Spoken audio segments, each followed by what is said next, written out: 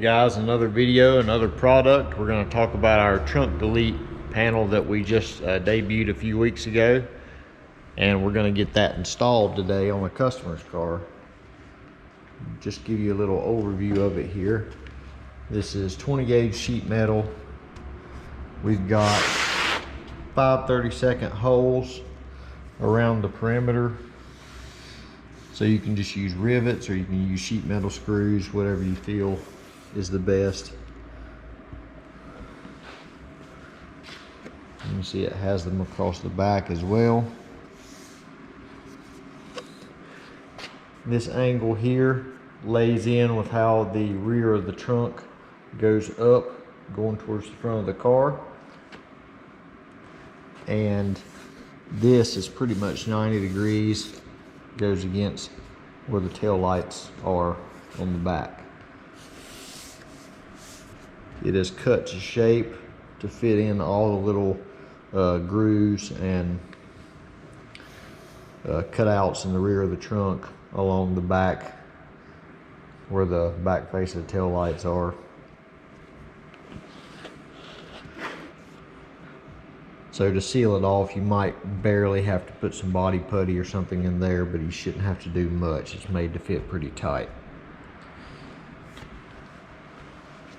So these are $74.99, I believe, on our website. And people ask about the weight savings. If you cut out what you have, replace it with this, you're going to drop 9 pounds. That's us cutting a trunk section out, putting it on the scale, and then putting this on the scale and comparing the two weights. So not a whole lot of weight savings, but I mean, every little bit counts, and a lot of people are doing this anyway just to clean the area up in the back if they've got stuff mounted up underneath the car. Another thing, you can keep your factory fuel tank.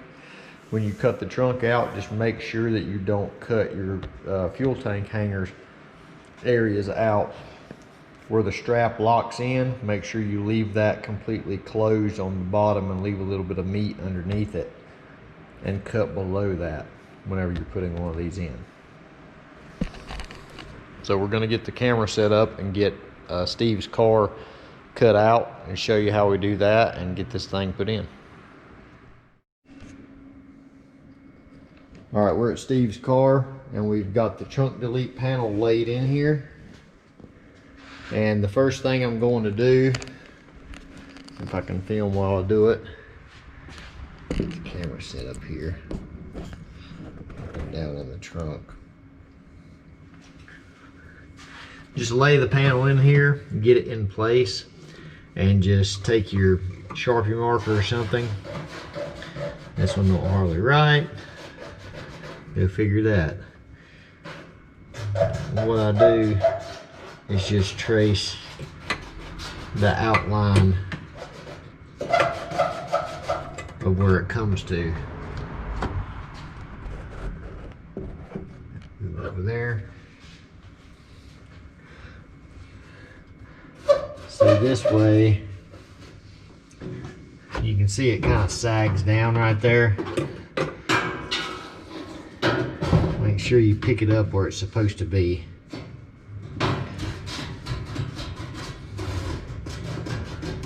Just trace your line right there, so you know how far up you can cut.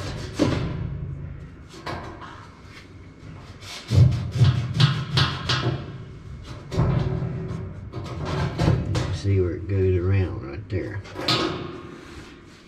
Now we're just going to stay slightly below this line where this where the flat piece comes, and we're just going to cut that straight across. And on the front and the sides is pretty self-explanatory. Just as long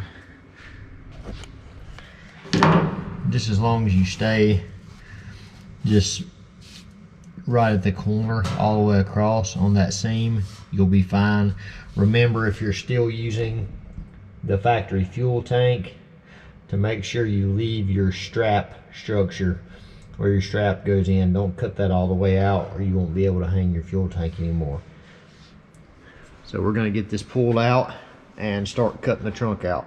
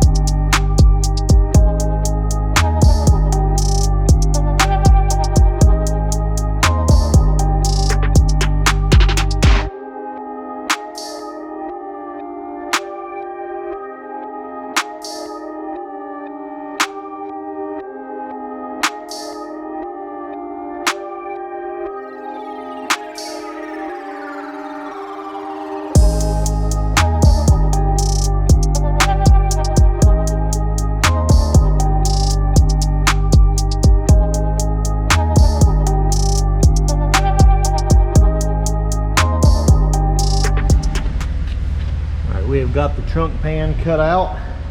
You might have noticed in the time lapse I was getting up underneath the car. He had a couple more braces on this going to his parachute mount that I had to cut through before it would fall out. But that's what you got when you cut it off. Look inside the car here. See, we got it all cut out.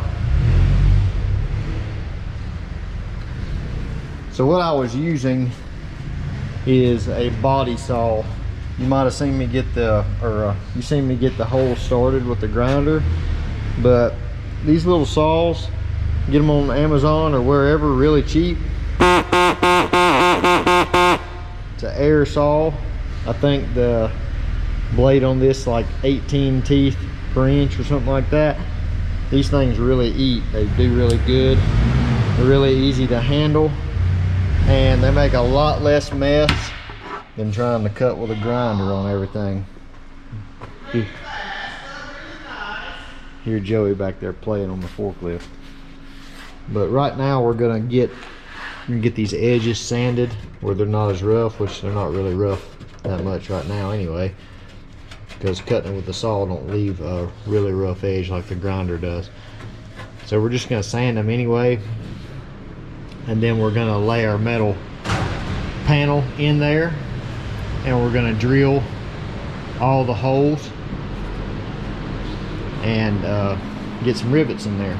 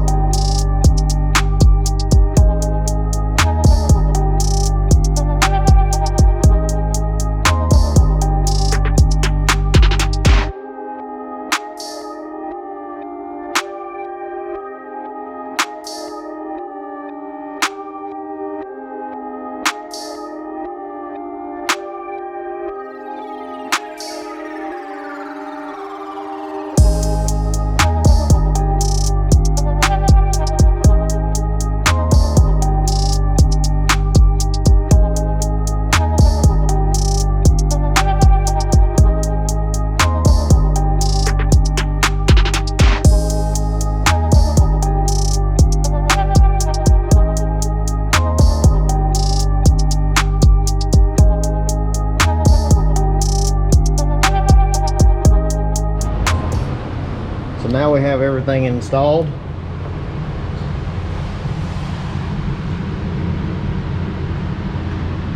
See how we just drilled and used aluminum rivets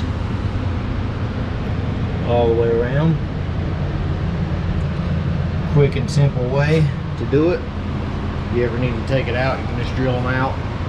Looks a little bit cleaner than sheet metal screws, but if you don't have access to a rivet gun, you can always use sheet metal screws to be fine. These corners right here, just tap them down with a mallet a little bit because there's multiple layers of metal right there, so it's going to try to hold that corner up a little bit. You could actually drill and put another rivet in the corner, which is what we might go back and do to pull that down.